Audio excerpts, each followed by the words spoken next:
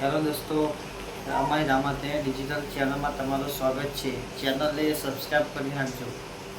મારું નામ વિશાલભાઈ છે. રામાપીરના 4 યુગનો પાઠ.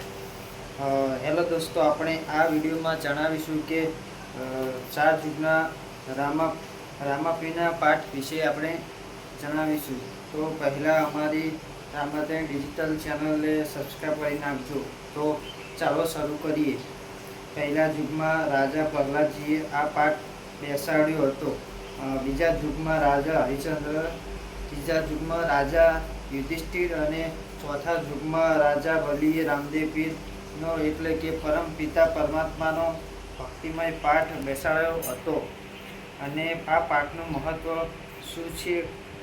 કઈ ધાતુના પાઠ ઉપર કે એટલે કે સિંહાસન ઉપર ભગવાન બિરાજમાન હતા તથા નિજ્યા ધર્મ જે શું છે, જે રામદેવ પીર કહેલો છે તે આપણે જાણીશું.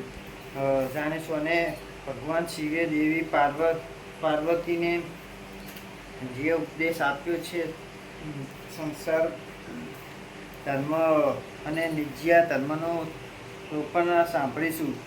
રામદેવ પીર ના નવરાત્ર કે ભાદરવા સુદ એકમથી લઈને નોમ સુધી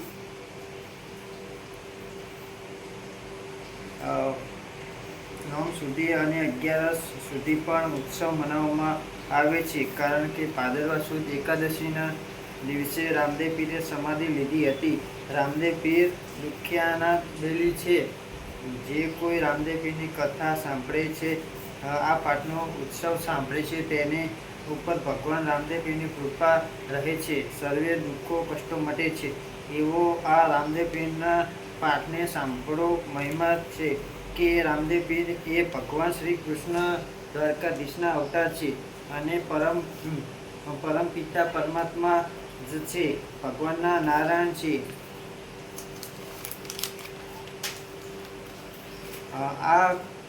આજકાલથી આ ભક્તિ નથી.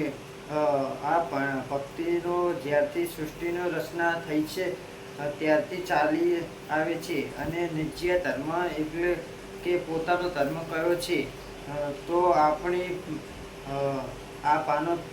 આત્માનો ધર્મ કે આપણે પરમપિતા પરમાત્માની સુધી આપણી આત્માને પહોંચાડીને આપણી આત્માનું કલ્યાણ કરીને નિજ્ય ધર્મ છે.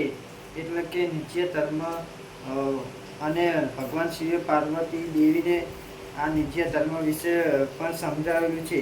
અને આ અમારી રામાધન ડિજિટલ ચેનલને લાઈક કરજો.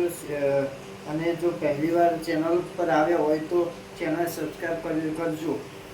અને તમને આવા નવા વિડીયો જોવા મળી રહે. કહેવાય છે કે અષાઢ સુદ બીજના દિવસે રણુજા રાજા રામદેવપીરનો પાટોત્સવ કરવામાં આવ્યો હતો. આ પ્રસંગે હાજર રહેલા સૌને રામદેવ પીરે જણાવ્યું હતું કે શિવ અને પાર્વતીએ આ પાટોત્સવ વિશે કહ્યું છે કે તે પણ આપણે જાણવું જોઈએ. શિવ પાર્વતીએ નિજ્ય ધર્મ અને ગૃહસ્થ ધર્મ વિશે કઈ વાત કહેલી છે, તો તે વાત ખરેખર સાચી છે.